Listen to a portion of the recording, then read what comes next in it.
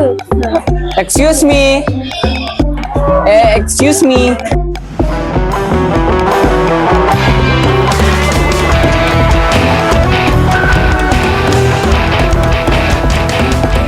Ito ba yung section E? Not here. Babak to the main building. Sabi kasi nung... Are you there? Leave! Araw na to. Dito na ako mag-aaral. Kaya mo yung giging.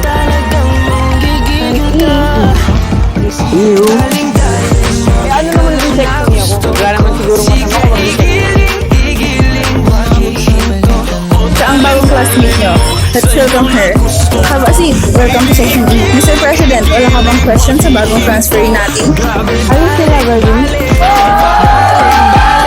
kailangan mawala sa mundo. Bakit hindi ikaw mauna? I'm the one who